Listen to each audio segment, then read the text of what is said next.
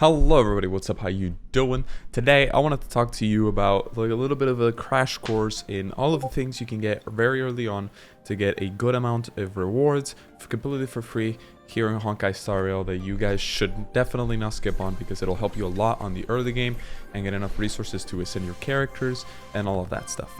So first of all, these trials, right? There's a character trials for Sela going on right now, for Pella, for Hook, and for Natasha right now, right?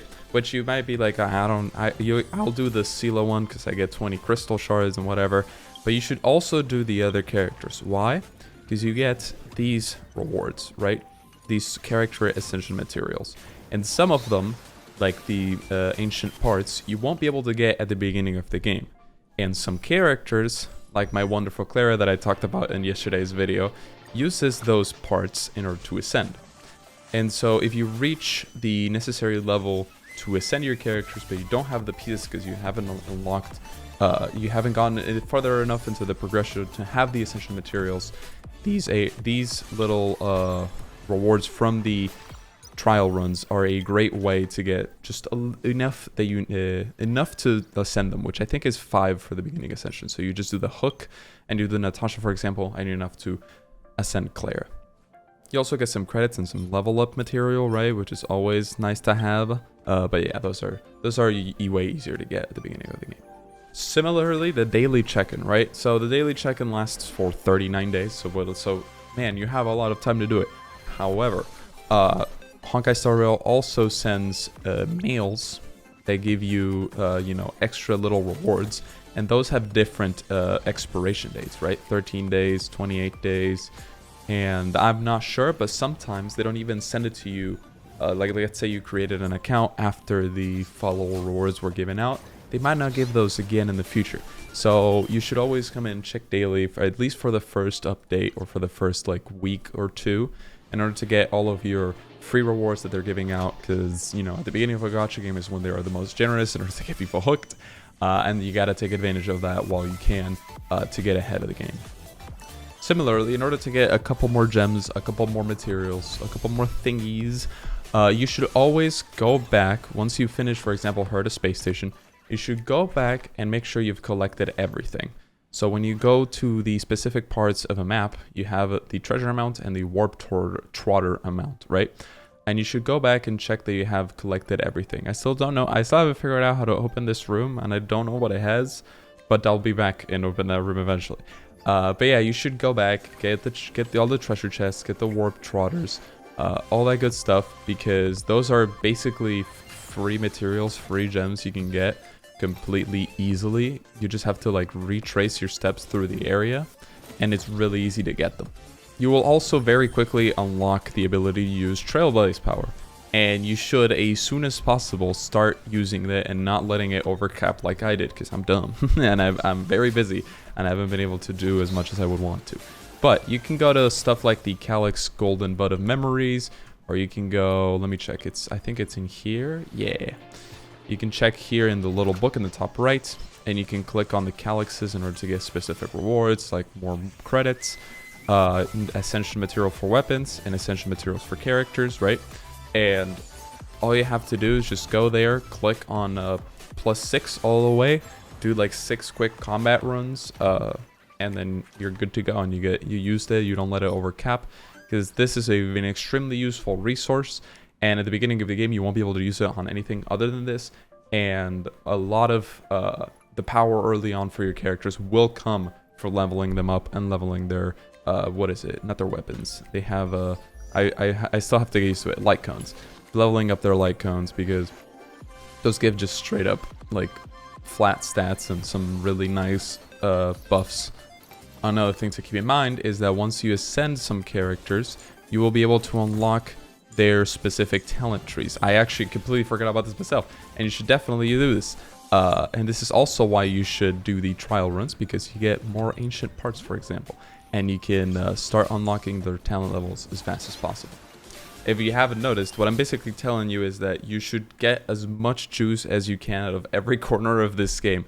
Whether that is the trial runs, whether that is the Calyxes, whether that is, breaking. I literally break every single box, every single canister, every single trash can you can.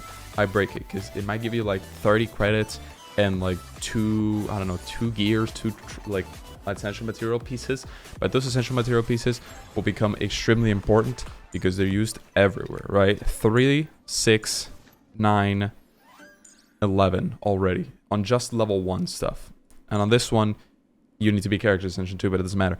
But you also need 3 of these that I barely have any of. And I would have even less if it wasn't for the fact that I have gotten a lot of materials and I've gathered as many as I possibly could. Going back to the book in the top right, you should progress through the story as much as possible in the early game, because you also get the ability to unlock daily trainings, aka daily commissions, aka daily missions. And you get a considerable amount of crystals from them. You get 60, just like in Genshin.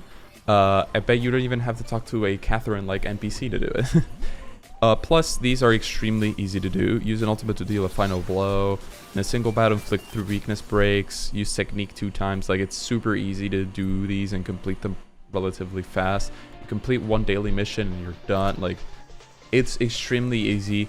Just do your stuff. Do these early on as fast as possible, because you get, you know, a bunch of gems for it. And you also should be keeping attention to this part of the book, which is the operation briefings. They will give you a ton of little neat rewards. The one from the previous level gives you blue relics, right? Which are like the artifacts or the major stat boosts of this game. And those are extremely useful. So as soon as you can get through this part of the progression, the better. Similarly with these, like, you get experience material for characters. This is a lot of experience that will let you skip a lot of the leveling. You should definitely keep attention to this book, especially because, like, the rewards are pretty good. This is a 4-star light cone as well. Like, definitely pay attention to this book. Similarly, you will eventually unlock the battle pass, and the battle pass is also very good, very useful. And because the battle passes are on a weekly schedule, you should definitely try to unlock it as fast as possible as well, because then you can get just experience for the battle pass for even just logging in the game and doing your dailies, right? And like, you can dispatch on assignments and all of that stuff, and it's like really, really easy to get through the battle pass early on, especially because they give off so many like simple rewards in the early game, like consume 6,000 trailblaze. You'll do that. Reach trailblaze level 30. Even if you play super slow, you have 40 days to get to level 30. Complete Simulated Universe World 2. Simulated Universe is extremely easy at the beginning, so you can definitely fly through it and get to World 2. So yeah, you should definitely keep an eye on the battle pass, and this is why I recommend that not only is it the fastest way, but also the best way to clear through the game content in order to get as many rewards as possible in the early game is to go through the story. Speaking of the simulated universe, you should also keep this in mind, right? When you go to your book in the top right, you can go to the survival index and it'll show you the simulated universe. Here you can see that I haven't gotten all my weekly points yet. I have 3 days, almost 4, to get all the weekly points. And if you check right here on the simulated universe, the rewards are pretty good, especially because this final reward is very good. This is a track of destiny. And the tracks of destiny let you level up your talents, or I think they're called, wait, let me check, the traces, right? After a certain level, it will require tracks of destiny. So getting those every week is extremely useful. So you should not hit the cap on 3,500 points, especially because it's so easy. You can run the same world and get 800 points every time. So it's literally super free, super easy to get those rewards, and you should not let that go to waste. Also, evidently from the fact that I'm still trailbase level 18 and I haven't done that much progress in-game that gets close to the end game, I have not unlocked stuff like the Forgotten Halls and all of that, but I've all heard that they have great rewards and they are worth having, especially because eventually for the warp rate, like right now we're getting a ton of rewards. But this game also has a 90 PD system, so as many gems as you can get for just simple progression and simple unlocking of features, the better for you. And finally, as a bit of a, as a noob tip, something that I also learned myself while playing Genshin Impact when the game originally came out almost 3 years ago. Do not use your Primo Gems on the Stellar Warp as much as you want Himeko, Bronya, because they seem to be really powerful. you have a chance to lose 50-50 on your limited banner, so it's never worth to spend your money and or your little stellar jades on the standard banner. You should only use them if you have Star Rail passes. You should spend your gems here and, you know, get Sela, because Sela is broken good right now. But yeah, that's really all I had for today. If there's anything else that you guys want me to talk about in terms of the game, I've been consuming so much Star Rail content in order to give you guys as many, you know, good tips and good tricks to do as fast as possible. But yeah, we don't want to fall behind, right?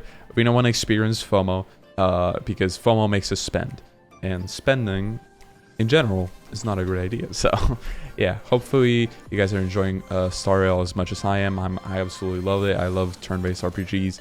This is right up my alley. Clara is absolutely adorable. Look at her looking at her phone like that. She's such a sweetheart. And yeah, I'm enjoying the story a lot a lot as well. But yeah, I got nothing else. I'm gonna be streaming Fridays and Sundays a lot. I'm gonna be probably wishing on Genshin Impact, on Baiju's banner. I'm gonna be wishing on Sela's banner very soon once Baiju enters the rotation in Genshin Impact. So you should definitely follow me on Twitch and turn on notifications to know when I go live. But that's all I got for right now. I appreciate you all watching. Papa bless. All the love. I'll see you next time. Bye bye.